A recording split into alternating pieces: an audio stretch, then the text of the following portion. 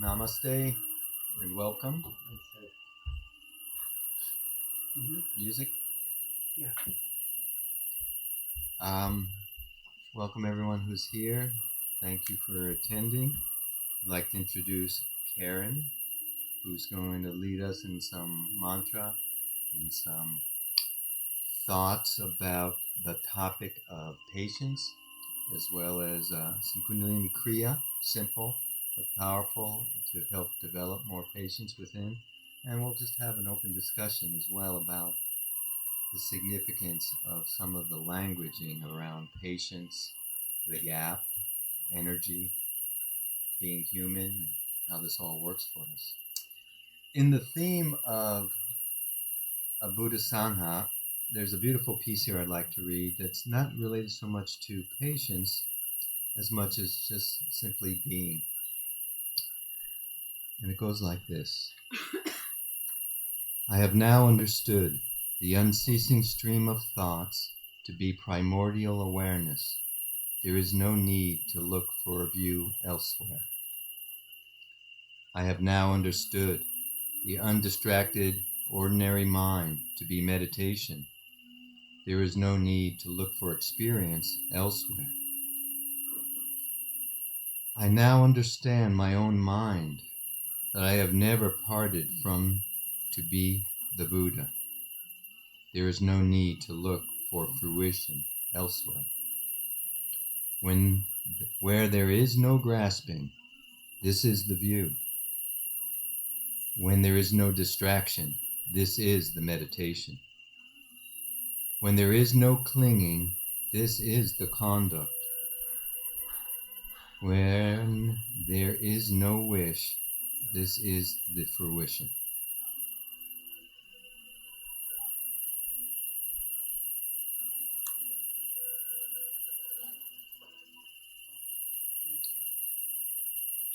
Thank you, Michael. Thank you, Michael. I got to get used to the microphone. Can you all hear me okay? Mm-hmm. Okay. Actually, honey, can you give me that for a moment? Because it occurred to me as you were reading this, and this is one of my favorite, verses, I guess. It occurred to me that this actually has everything to do with what we're talking about today.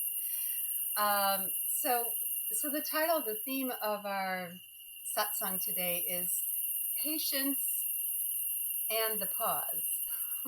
Sounds like a children's book, doesn't it? Patience and the Pause. And for all of you that are dog and cat lovers, this pause is spelled P-A-U-S-E. Important. But when I listened to what Michael read, I realized this is all about the pause. And it's, when we have an unceasing stream of thoughts, we're not in that space of the pause, of that quietness. But when we have no grasping and no distraction, no clinging, no wish, that's that state of suspension that we'll talk about in a little bit, okay? And so that's really going to be experiential for us today. There are three things that we'll be focusing on. They're very simple experiences. The first experience will be with the breath and experiencing what we call the entrance or the doorway into patience, which is the pause. And we'll have a very simple mudra, hand gesture to go with that. And then we'll move into what we call the second part of our talk, which is going to be about vibration, the energy of patience, the vibration of patience.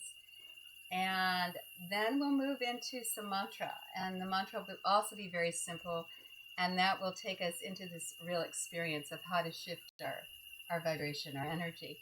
So, to begin with, I'm going to ask Michael to give us a definition of patience for just the sake of this talk today.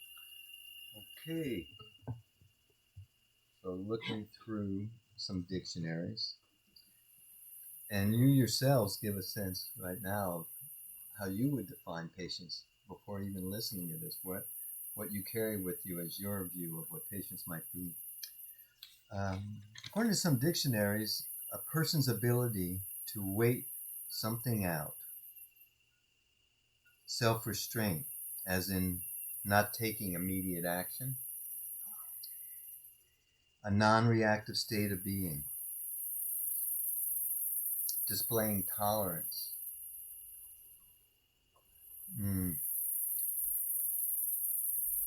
But these are describing a noun. So might ask you, if anybody wants to volunteer, what's the experience of patience for you? What's the feeling you might It's a taste of timelessness. Ah, It's a little tiny glimmer of what it's like to be beyond time. yeah, That makes sense. very much. That's how I experience it. That's beautiful. Out there in the bleachers? I'm learning from our 16-year-old cat. What Ah. patience is. She's been trying to teach me forever. She's a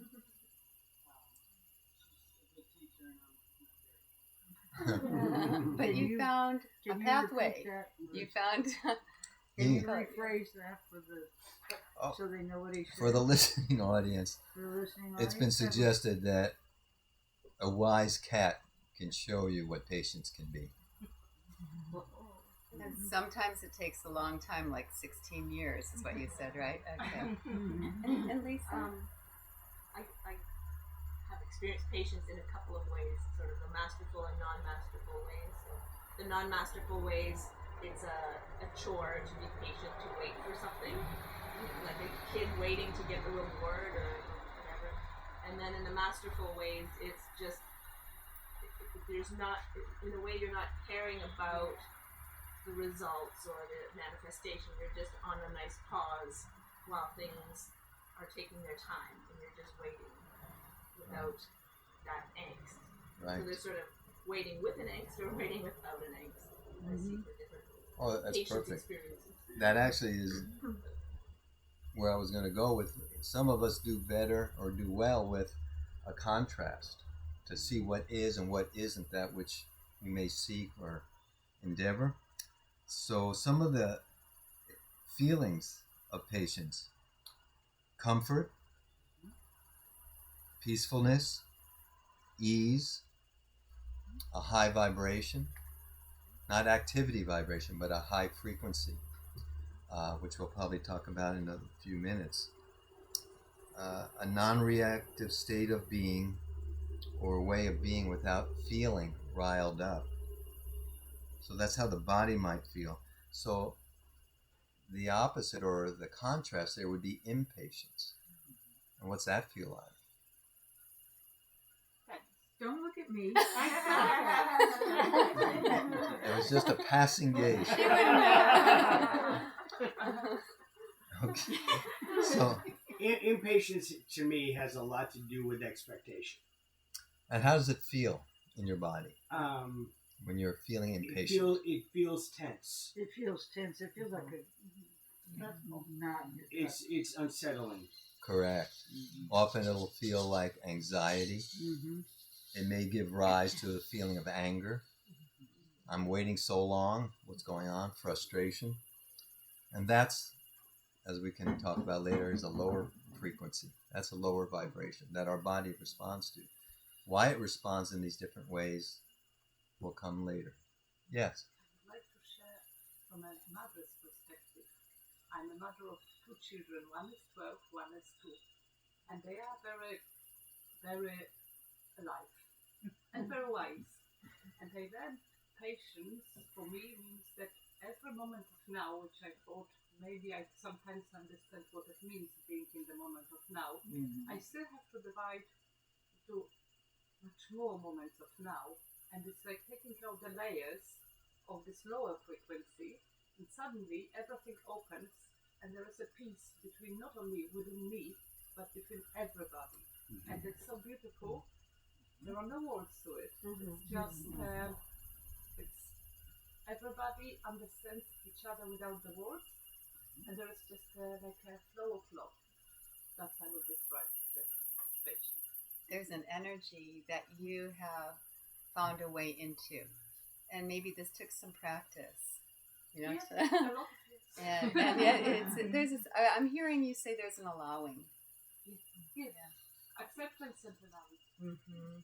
I think there's 3 levels of patience. I think there's the patience of natural patience, where you have with children, a place of just right now, well being patient. I think there's the patience of being aware of trying to be patient, having the awareness of, okay, right now, I am understanding that I need to work with being patient. And then there's the impatience, the patient of anxiety, where it feels really awful in your body. I think there's kind of like three. Well, that would be impatience, not the same. Well, the anxiety, impatience, it gives you anxiety, yeah. So it's not so hard to see why patience might be favored when you're talking about the energetics of it all. If impatience is bringing anxiety, frustration, anger, disappointment, whatever it might be for you uniquely, and patience is providing a sense of compassion, loving kindness, acceptance, even wisdom in that moment of pure patience. Wisdom has a place to show up. So to choose is great, but we don't have the practices necessarily, or we do have preconditioning to move out of a patient state into the impatient. So with that, I'm going to pass to Karen an exercise to work with. And before we do the exercise, I want to tell you what inspired this whole excitement about doing this today. And briefly, last week we spoke about right speech. And Ruthie brought up something that made me do a self-inquiry. She talked about how she can so easily go into reactive state, maybe regarding frustration with her computer or her phone, and how easily it is for her to do what she viewed as wrong speech, to go into wrong speech. And the discussion briefly was about, there's nothing wrong with that. That's just, don't judge that. And I had to ask myself deeper, but where does this come from? Other than pattern behavior, what are we actually holding? We're holding a low vibration. Anytime we speak reactively versus responsibly, we're holding a low vibration. And we have the choice and the tools within, with just our hands, our voice, our thoughts, our hands, our voice, our thoughts, and primarily our breath to make that shift. So the good news is, Ruthie, there's a choice. So with that, let's move into a really beautiful, simple, I'll call it a breathing exercise, starting with a mudra. And we're making this available. Can you hear me okay? Okay. We're making this available and simple so that you know that you can do this in the line at the grocery store, while you're driving your car, at least half the mudra, anywhere you are with the eyes open. So simply speaking, the mudra is the middle finger. Isn't this interesting? Okay, this is for patience, right? The middle finger and the other finger, and the palms are facing up. There's all kinds of details I could give you, but I'm not going to go into the details of the energetics of mudras right now. That's for another time. The palms are facing up. The other fingers are not stiff. They're just relaxed. The pressure that you put on your fingers is not to turn them white, but you feel the connection. So there's an energetic flow that has to do with the meridians, or the acupuncture meridians of the body, that not only activate this quality of patience, but they also help to create a seal where there's this cycle of energy that continually flows through the body. So our fingertips hold the keys to qualities of expression, to higher vibrations. And so the middle one, I'm just going to read to you because I don't have this. Middle finger, hon, okay, to your thumb, to your thumb. So let me read you something that might encourage you to practice this, just because when we know more about what we're doing, we have more of a motivation to do it. So this is known as a seal of patience, and the middle finger represents courage to hold duty and responsibility. The thumb represents fire and divine nature. So when we place these two together, they create an energetic effect of patience, which enables our abilities of discernment, focus, and discipline, which is what we experience when we're in a patient state, right? We have focus, we're disciplined, we're not reactive. It encourages compassion, understanding, and the quality of patience. And the last thing that I found really interesting was it said it also helps to develop noble thoughts, turning negative emotions into positive ones. So this is available to us at all times. And then what we're going to do is just notice your body. So close your eyes and allow your abdomen to be soft. There's a tendency to hold emotions and to tighten up the abdomen. Consciously make the effort to allow the abdomen to receive your breath. And as you sit tall, meaning that the shoulders are gently pulled back, the sternum is lifted so that you feel there's spaciousness in your chest, in your heart, allowing room or space for the breath to be received as you inhale. And all your facial muscles, including our throat, are relaxed. So maybe smile, no one's looking. That'll help relax the muscles of the face. And gaze up towards your, what we call the third eye or the wisdom eye, the Ajna chakra between the eyebrows and a little bit above that space between. This will help you to move into a deeper focus within and some stillness. And the practice is so simple and so profound. It's our natural breathing pattern. Our natural breathing pattern is to inhale and at the top of the inhalation, you'll find there's a natural pause. Just watch that. And there's no sound. One of my teachers, Mr. Iyengar, said when we make sound with the breath, we're actually creating a tension in the brain. So you have to keep the throat open and soft. You will not hear your inhalation. You will not hear your exhalation. Do your best to breathe in and out through your nose. Pay attention to the natural suspension at the top of the inhalation. And it doesn't have to be manipulated. It will take its time. It will change as far as the amount of time. And just continue with this practice. This suspended breath at the top can be known as the pause, which is the doorway to experiencing higher vibrations of patience.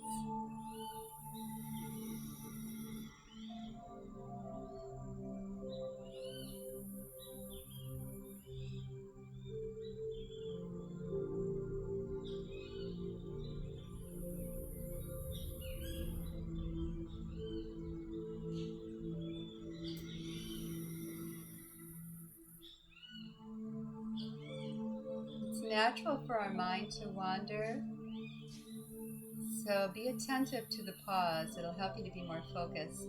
And remember to stay with the hand mudra.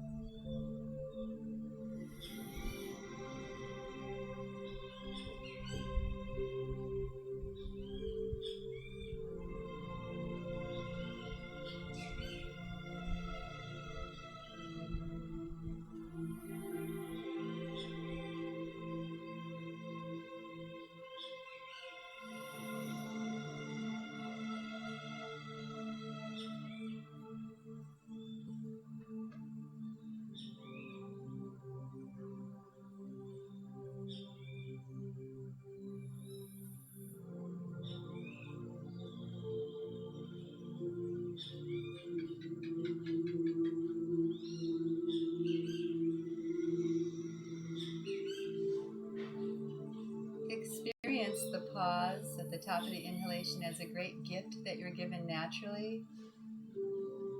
When you're breathing in a balanced manner, this will always occur. And It's a doorway to a higher frequency.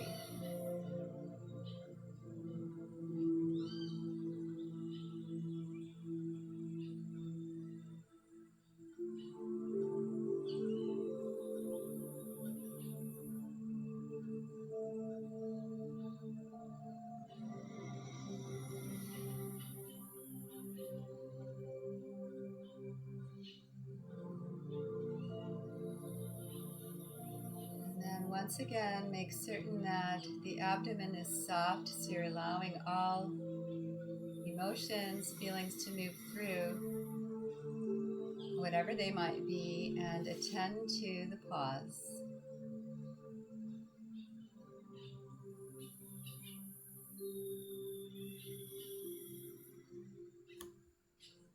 And slowly, very slowly, with your gaze downward, just open your eyes maybe a third of the way.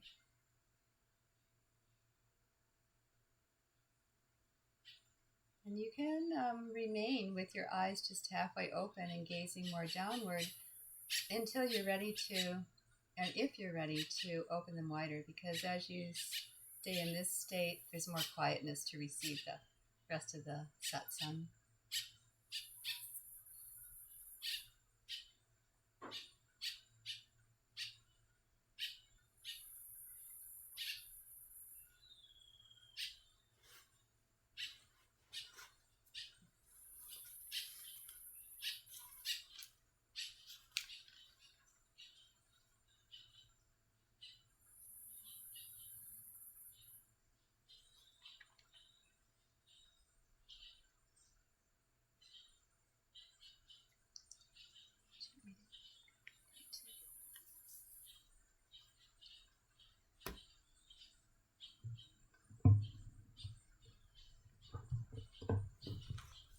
Okay, very good. You might feel a little bit more of a field of patient awareness. And I think it's important to be able to recognize this feeling, because that's going to be one of the keys. This is a practice you can do on your own, but when you're in life, in the midst of it all, and you feel something should be happening and it's not, and you feel some frustration or a lack of patience, it's where can you generate that feeling again for yourself in that moment. And I'm going to describe where I think that moment takes place. We've heard the term gap. Karen's used the term pause. So there's energy moving. Well, it's moving. It's moving. And then a state of impatience. Things are generating in that field of anxiety, frustration, this lower vibration. And as you recall this feeling of patience, within it is this pause, or you can call it a gap between the two. And it's the gap between an action and a reaction. It's the point of response versus reaction. And what's the difference between a response and a reaction? Time. Reactions happen quick. Responses happen with, even if it's a second, a few moments. There's an allowance, and that's the gap. That's the pause that we're talking about. So as you move in life and you're having feelings, you're having frustrations or angers or anxieties, remember the feeling of when that's not happening. And just hold it for a moment. Just enter that feeling of ease right now. Maybe it's comfort. Maybe it's just a ah.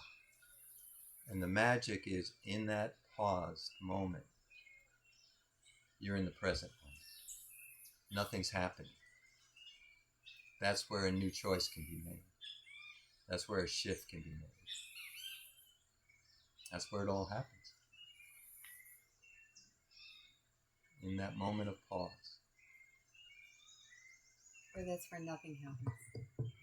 Exactly. And so that's so where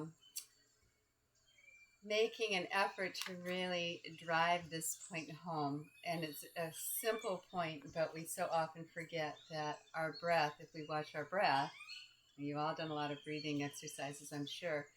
When we're anxious or angry or in a state of impatience, there'll be no pause. It's a, okay? It's crazy, right? But so just go back to your breath. And as difficult as it is, sometimes to create that pause and even allow that pause, you can exaggerate it too.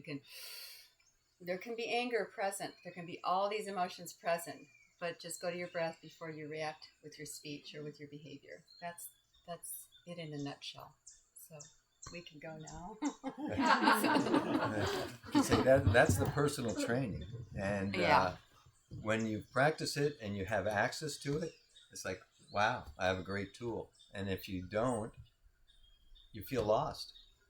I can say for myself, in moments of reactive energies that move to anger, it's like there's no access to anything else. So the practice is really remembering how your body feels, that you can go there. It doesn't feel there in the moment. And that can be overwhelming and take you down the rabbit hole. But if you can recall this feeling and practice it through meditation, through any of these kriyas, whatever works for you, and remember it, have it available, then everything can move from there. So we can say with all of this that we each can have an agreement with ourselves that we wish to live in higher vibration. It feels better, it's attractive. And when we have that agreement with ourselves, that's when we put this into use. If we don't first have an agreement, I wish to live in a higher vibration, how do I get there? What do I do? These aren't the only ways. Then we'll experience something different. So I think that comes first. And I can tell you, in being in a relationship, whether you're with a partner or not, that's when it will show up. And you can even have this energy will show up. And if you have an agreement with each other that you each wish to live in a higher vibration, you will not be afraid to point this out to your partner and say, are you feeling the pause, or however you want to say it, without being irritating, because there's a love-based intention there, not a judgment. Sharon, can I add something? Yes. Because in therapy, I do exactly, in couples therapy, do exactly those things. Often people have found a neutral word that clues them into what you're just talking about. Yeah. So this one couple used the word banana. And when the word banana with nothing else said around it, it's not I want a banana, but it was not coded. It was just like when they said banana, everybody paused. It wasn't coded, and it wasn't COVID. It wasn't COVID, it was coded. Yeah, I like that, Jeff. Thank you. Great. Okay, Great. so let's move on to part 2. We're going to move on to what we're calling part 2. There's just a few words I want to share that are written out here and see where they land and see if we can put them to practice in the next step. A pause is an opportunity to attend to a moment in time and space. A suspended moment where there is access to a new choice, where conscious awareness becomes available in a moment of pause. And additionally, such virtues as compassion, loving kindness, acceptance, and as said before, wisdom are found within this pause. So what does a pause look like? What does it feel like? Where will it be found? Let's take a look. Actually, She has the answer. I'm going to shift into. I think we've experienced the pause. I think I want to shift into vibration. Is that okay, Michael? Oh yeah, that's what I was referring to. Okay, it's so the vibration within that moment. Banana.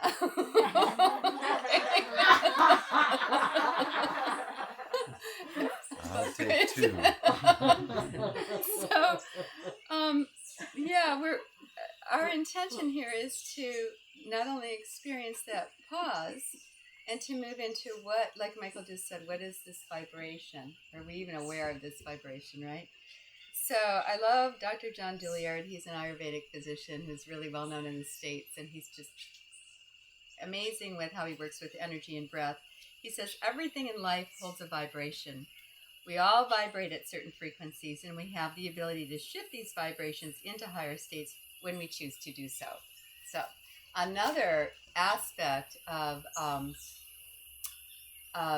accessing this patience, this vibration of patience, is through what we call frequencies. And there's actual science to these frequencies. They're called HER. Is there a T in there? HERZ, Hertz. I won't go into the side. There's no T in there. That would be a rental car, right? HERZ. Okay. Yeah. So Hertz is how they're measured. I don't know a lot about that, but I have been using them in my nightly mantra group. So I'll go to the frequency of love if the mantra is about love. I'll go to the frequency of healing if the mantra is about healing. And so today we have chosen to take you all through an experience of the 528 hertz, which will raise our vibration to the vibration of love. And there's a few parts to this. It's I'm just going to read this to you because I don't have it memorized. This is known as the love frequency as well as the miracle tone, and it is known to repair and restore DNA and said to resonate with the frequency of the sun. Isn't that beautiful? Light, the sun. It can help the listener to achieve harmonic resonance of body and mind, allowing you to attract and manifest from your heart. It helps you clear negative thoughts and low vibrational patterns of behavior. So this is all available on YouTube. I mean, I'm saying this because we're living in these times when we can actually say, I want to listen to a vibration now, a frequency that is of the frequency of love, for whatever reason, or of the frequency of healing. So this also works on the DNA. Oh, I already said that. Helps to restore the DNA. So you can choose while you listen to this to be in your patience mudra again, just so that you get really familiar with that. And the mantra that is being played throughout this frequency is Om Ah Hum. You do not need to listen to a mantra if you choose to do this technique at home. You can just listen, let the music play. There's all different frequencies available. Depends on what you're resonating with. So we chose Om Ah Hum because we like it. It's pretty, and also because it's a mantra of purification. Om, in this case, represents the body. Ah is speech, and Hum is the mind. Okay, so we get to, I won't say what my mom says about this, but I'll say you get to do two things at once, right? 2 or 3 things at once. And so you're going to close your eyes, and you're going to allow yourself to either just listen to this frequency, or you can chant with it, or you can do both, go in and out of it, and just hold this mudra.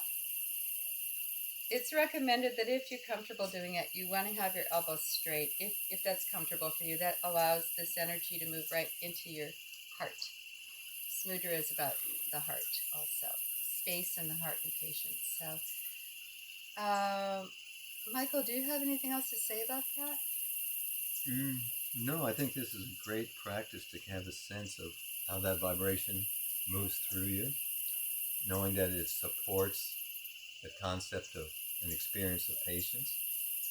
And we could talk a little bit about the science of it all after we have the experience. So let's move forward. Yeah, so just close your eyes, and it's helpful to gaze up towards the third eye. You could also gaze to your heart. Mudra, relaxed throat, soft belly.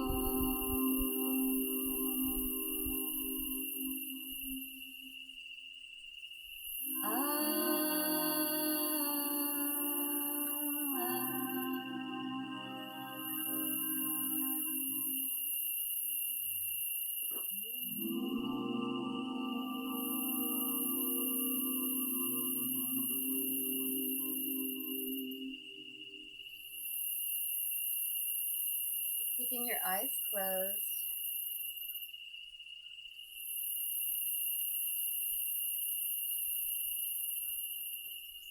Focus on your breath and notice the pause at the top of the inhalation.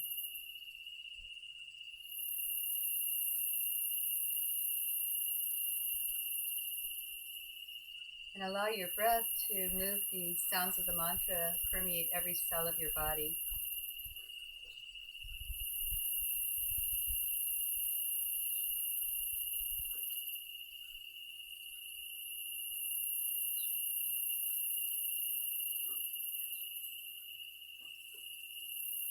And when you're ready, if you're ready, because you can stay with your eyes closed through the rest of the satsang today, but remember to gaze with only like half open eyes and keep the gaze soft so that the mind doesn't start to take over again.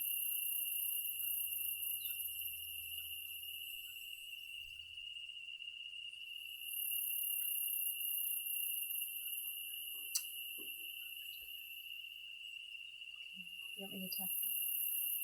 Look for Okay. All right, so just a reminder that's available. Just look up hertz, frequencies of whatever you want to manifest. You can look up that frequency. And we're going to move into a different definition of the gap because we really like this definition for ourselves and I think it can help other people. And it's from Michael Brown's book, The Presence Process. And he defines the gap as that distance, not space, but distance between your heart and my heart. And the greater the discordance or the feeling, the low vibrations that we entertain of anger, of impatience, of, gosh, it can even go as far as to say hatred and frustration, all these lower vibrations, the greater we entertain that, the greater the distance between my heart and that other heart, whether it be your partner or someone that we're talking about, third person, which is interesting also because I think that fits into last week's practice that Ruthie mentioned of when we don't mention third person, it's amazing, I feel, how we can stay in a higher vibration. It's quite a practice though. So the vibration, the gap that Michael Brown speaks of is the gap that we want to address now because it is our basic nature to wish to interconnect, to find union. That's really what we wish for, even though we don't recognize it all the time, especially in the state of anger. We feel that we might want to just get further and further away from that person, when in reality what we really yearn for is to find something in common, to connect. And so we have this practice, Michael and I and many people, of using mantra to close that gap, to shift into this sense of union. But the union really just occurs within yourself. You know, I mean, it's really changing your own vibration. Whatever happens after you shift your own vibration is up to spirit, truly. There's no guarantee what's going to happen. But what really matters is what are we creating for ourselves within. So just a short story. Several days ago, we were on retreat, or at this retreat center, and I was just living in a really low vibration that day. And it was very uncomfortable. And I was feeling all kinds of self-talk of, oh, he doesn't hear me, he doesn't see me, he's not listening to me. All these childhood memories coming back of feeling less than, not worthy, ashamed, or whatever it was. And that went on for hours. And towards evening, I thought, I just don't want to go to sleep like this. So I realized it's my energy. It didn't have anything to do with this guy. It was my energy that was being perpetuated and listened to and entertained. And it's easy to blame it on the outside world, right? So I sat down, and because it's my practice, mantra has become my best friend. I sat down on the porch and I just chanted and trusted the mantra, and it was Aham Prema, which I am love. And it took me about, 2 hours? No. Felt like 2 hours, but the shift didn't come initially. I was kind of feeling uncomfortable, almost like, this is awkward. This is really awkward. But move through the awkwardness and allow what Sadhguru says. I love this. He says, if you just give yourself to the mantra, there is a kind of power to it. It has the power to dissolve a person if you really throw yourself into it. So that's what happened. I really can say that was the first time that ever happened for me. That was so obvious. The shift was so obvious. I was in so much suffering, so much pain, causing him to suffer, causing him pain. So what we're going to do now... Just say, I'm going to add to that, is that the idea of resonance within the gap, heart to heart, as the gap closes, there's more resonance. That was my experience of that event, is I was picking up whatever Karen was feeling and holding my own form of that, kind of stuck in it. And it was how she moved, and that resonance was emanating from this being through the mantra. And it allowed something within me to start to soften, dissolve, and pick up that coherent resonance. And it wasn't about coming together as people. It was about sharing this resonance of love. Powerful in that way, how one person can generate that for another. And just a little piece on the science of why this can be, when we spoke about the vibrations of fear being a low vibration and love being a much higher vibration. In some reading I did recently, and this is a great book if anyone wants to read it sometime, it's called The Cosmic Serpent. And it's a study in shamanism through a journalist's eyes who lived in Peru with a particular tribe. And it's through what he learned through the shaman about how love works, how source works, how the universe works. And it was through the cosmic serpent symbol, which is the representation of the double helix of the DNA molecule. And what I found interesting in a short verse of this is that when fear has its wave, its frequency, it's a long looping wave. It's a slow, low wave. And love is a higher, not in height, it's a more rapid cycle. Why does it matter? Well, if we look at DNA as the shamans have and do, as that's the path and doorway to God, then more contact with that gets you closer. When you're in fear in the lab, the vibration and the waveform of fear can only hit a DNA molecule in 2 locations. And it's based just on shape and wave. But love, being faster, kind of makes the DNA sighting points, as they're called, more contact. So you're actually activating more of your natural affinity for God, for source, for true love. So Karen's going to lead us through a practice of this. Yeah, so trusting this science and trusting these practices is how we begin to have a better experience in life. It's a heck of a lot better than entertaining those lower frequencies. So, we're going to be doing our last practice, which Michael has introduced to the Sangha before, and it's the Aham Prema, I am love mantra. And once again, if you choose to, you can come into the patience mantra, which is connected to your heart center. Or I like to suggest for myself a direct connection while I chant this to my heart, if that's comfortable for you. And you can do Anjali Mudra,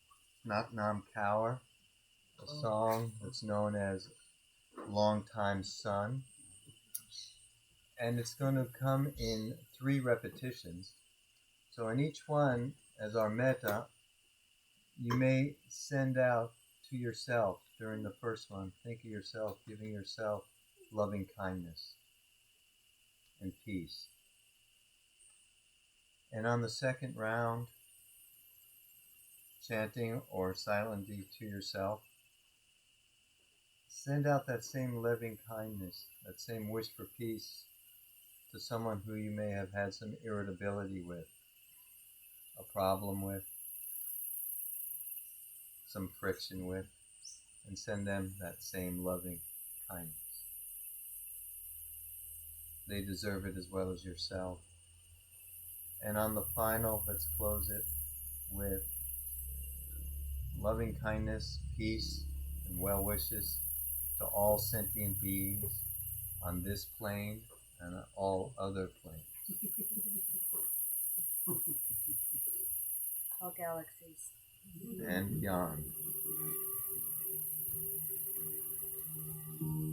May the long time sun shine upon you. All love surround you. And beyond. Within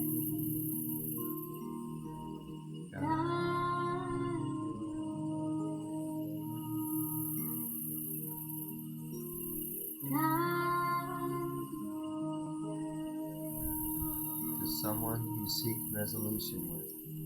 May the long time sun shine upon you. All love surround you,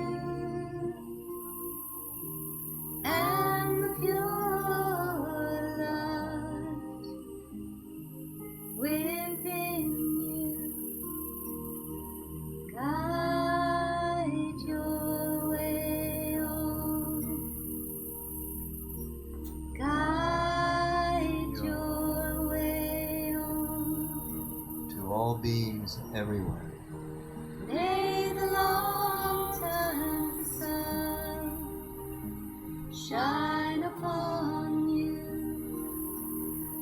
All love surround you,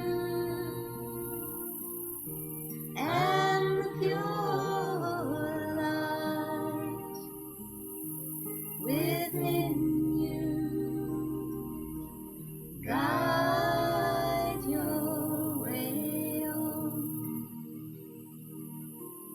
guide your way on, guide your way on.